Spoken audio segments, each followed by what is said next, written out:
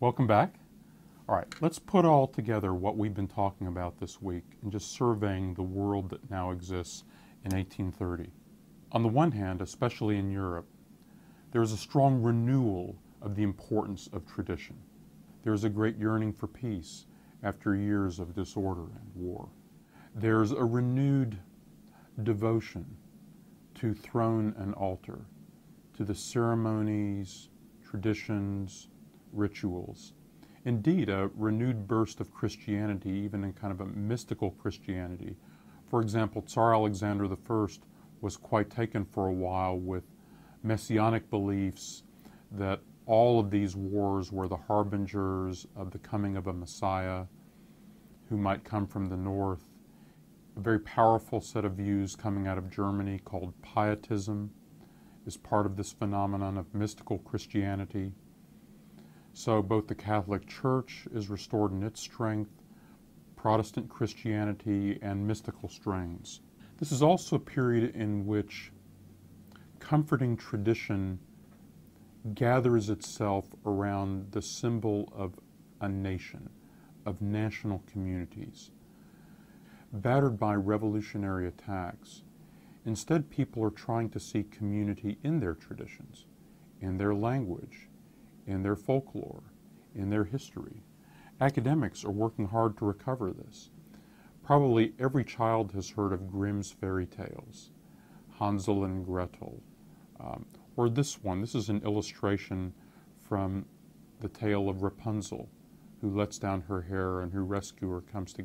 What happens here is that academics of their day, German professors, start systematically compiling traditional folklore as handed down from generation to generation and publish this as something that's distinctive about their nation. And that search for the spiritual essence of things is at the heart of the Romantic movement, Romanticism in literature, music, art. There are a lot of ways of trying to understand this movement we can call Romanticism, but let's listen to an example. You might recognize this piece of music.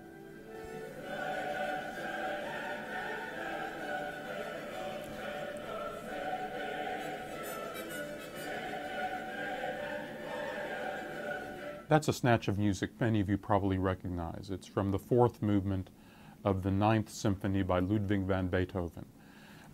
Beethoven himself is a really good representative of the Romantic movement in music. The spirit, the fire that he's trying to capture, not the classical mechanics of Mozart or Bach, but a pure feeling. And in this case, in this last symphony that he's composing, he's using a choral accompaniment. Those words that you are hearing are in German. They're from a poem by Friedrich Schiller called Ode to Joy. He's putting to music Schiller's poem, which itself he's hailing as a poem that's exalting the virtue of brotherhood between rich man and poor man, all brought together by the wonderment of joy. Another example of Romanticism we can find in the literary movements of the 1820s, 1830s, 1840s. This is an example. Sir Walter Scott was very widely read in multiple languages during this generation. This is a picture of Scott and perhaps his best-known novel, Ivanhoe. Ivanhoe is a romance. It's actually set centuries earlier in the time of Richard the Lionheart and knights and ladies and jousts and the age of chivalry. You see, he's trying to recover an English historical tradition, folklore, all bringing it to life as kind of part of the essence of the English nation.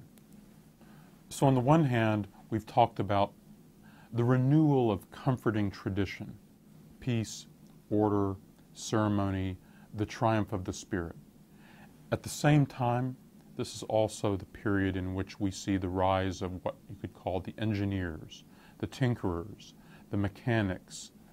The Revolutionary Wars had obviously been a huge boost to people making cannon, but in general this is an era in which people are getting much better at ironworking. Iron is beginning to replace wood as a core building material, but I use it here more just to symbolize the replacement of a fundamentally natural material, the wood I cut down from trees, with the iron that I'm producing in a process that requires experts to know how to mold it into something useful. Paralleled with that is the rise of economic liberalism. When I use the word liberal here, I don't mean liberal in the way we use it nowadays, say in the United States, as liberal as someone on the political left. Liberal in the way people understood that term in the 1820s and 1830s is again someone who was free-thinking, willing to experiment and try new things, someone who believed that there ought to be less government, less authority from crowned rulers, and more openness to experimentation and to private business.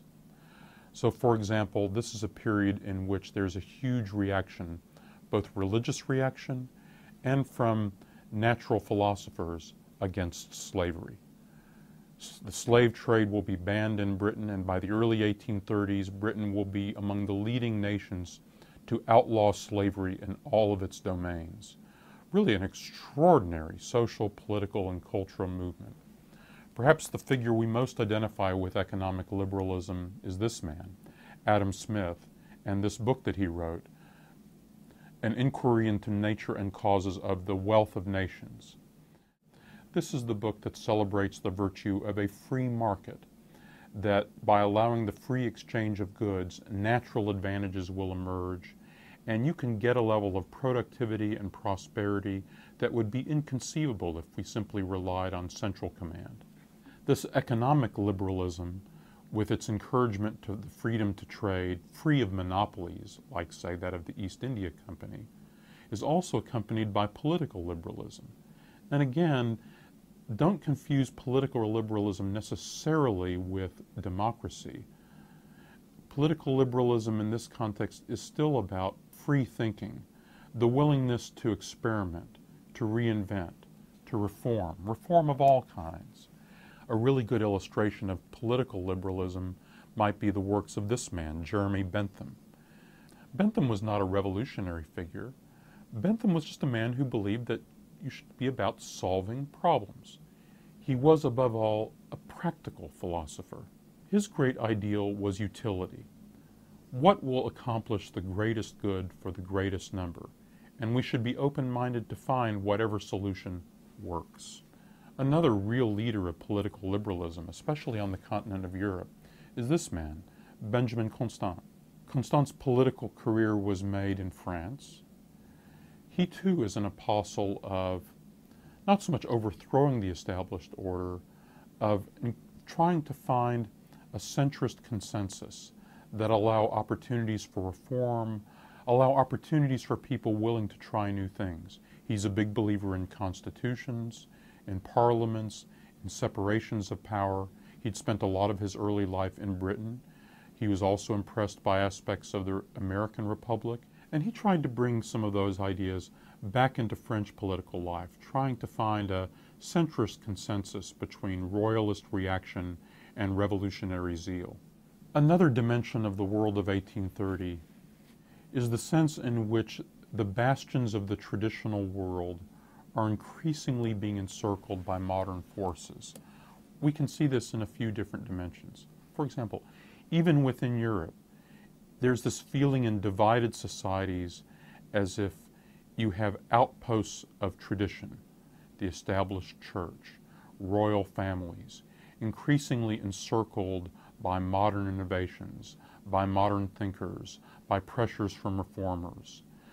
And then the more modern parts of Europe, Western Europe, are increasingly encircling the more traditional parts of Europe, dominated by large landowners in places like the Russian Empire or other parts of Eastern Europe. There's also a sense in which modern ideals are pressuring the classical traditions of Islam in East Asia.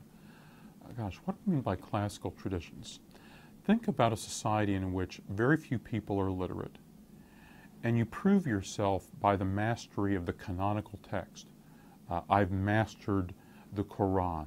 I've mastered classical Arabic in this very difficult script. Or in China, I've mastered the Analects of Confucius. I can actually write this extremely complicated script.